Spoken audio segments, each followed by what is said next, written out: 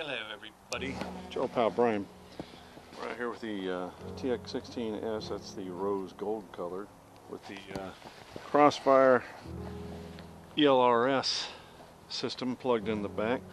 That will be used, hopefully, it could be 10 days or so, down the road a piece. It's pretty cool there. What's happening is that our friends at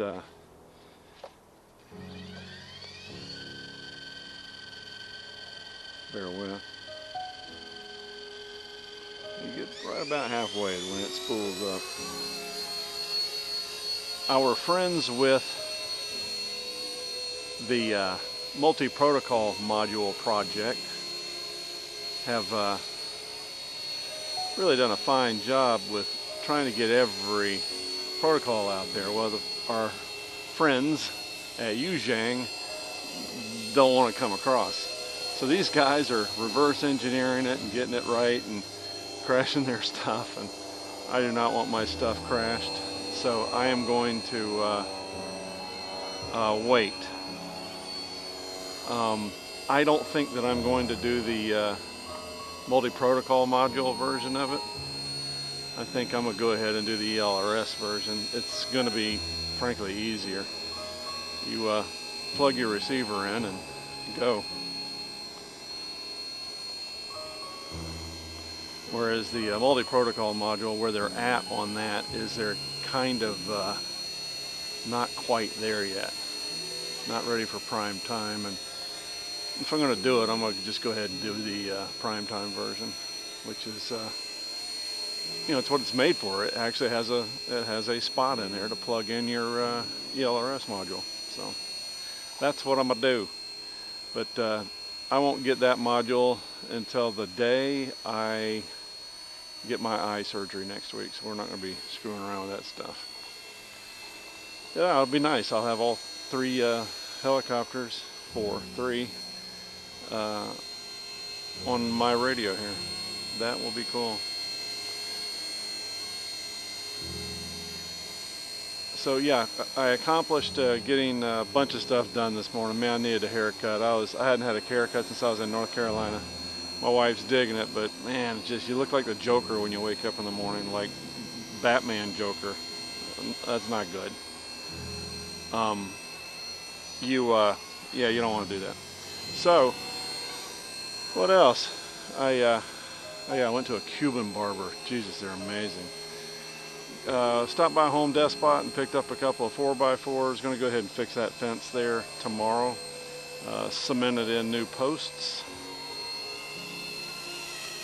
And that'll be done. Stopped by Harbor Freight. There's a company called Viair, and they make a 150 psi tankless compressor, air compressor. I need that because my tires are 125 pounds on that rig, and even the vendors that work on tires can't get it squared away like that.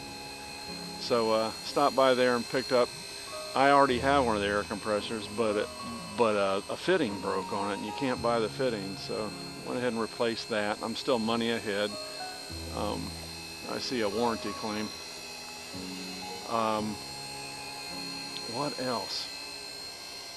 Just, oh, my lovely wife has got it down for our camp out in the important ones, frankly, and that's getting campsites where I can go hang out with Chuck and his wife if they're available. You know, we're trying to leave things loosey-goosey, but that's going to be in Alabama, and then in Illinois, we're going to be hanging out with and his wife. Really beautiful campgrounds they have near where they live. I mean, it's just absolutely exquisite. Much like this bird right here. The little antenna, can you see it on the side there? It's black near the rotors. It's black on the little white thing, little antenna. That thing didn't punch in right. So I noticed it was kind of flippity flopping around, and I secretly like that little level of detail. So what I did was I went ahead and glued that joker in and hit it with some accelerator. Tomorrow's plate is to go ahead and finish putting that fence back together and going around and looking at other fence parts that may need love. We shall see. What else? May or may not go return my thing to Harbor Freight. Dunno. Do that whenever. Oh, my ceiling fan, my Hunter ceiling fan on my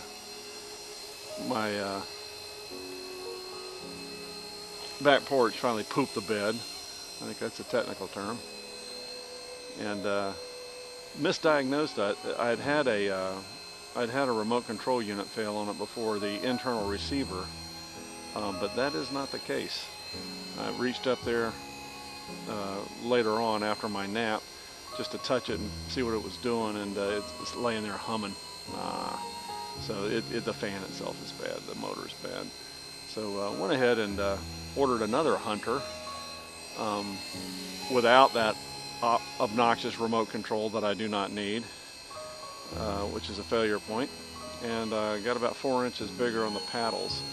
It'll probably hang in the same spot, so I don't have to dick around with remodifying how it attaches to the ceiling. That makes me happy. Yeah, tune in on my stuff and you're going to get the banality of day-to-day life, the beautiful banality of day-to-day life. Went out to dinner tonight with our neighbors, the ones that went to, actually both went to Alaska, but the neighbors that went to Alaska with us and my other neighbor across the street, we used to have a deal where we'd go every Thursday, but life kind of got busy this season, so what we're doing now is kind of restarting that up. Sherba and I have about 60 some odd days left here. 65, 66, 67 days, and kind of got to put it on it and you know, get all the stuff done we need to get done. All right, that's the report. You'll probably get another report from me tomorrow morning after I fly, but yeah, life is good, and that MD500 is gorgeous. The black ones too. Real quick shout outs.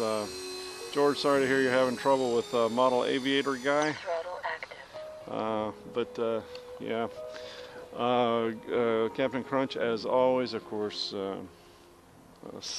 Cynthia Gretchen Kahn, Mrs. Isn't that thing beautiful? I don't know if you can see it or not. You will. Of course, Mrs. Captain Crunch and his beautiful daughter Cassie. Hope y'all are well. Joss. And of course the rowdies, you guys. And I gotta throw out there Asir, Rick, hope you're doing well. Toughing out that winter. I think you're back with your girlfriend, which makes me happy, at least the last I heard. Now that might have changed. What else? Who else? Of course, Virginia Bareback Boy, he may be visiting me in early March. He's going to go down to Lake Wales, where I actually grew up, and do some refreshing on his paramotoring, and perhaps we can host him and his wife up here at BB's Tropical Paradise. But yeah, all is well, and yeah, you'll hear from me tomorrow. See ya.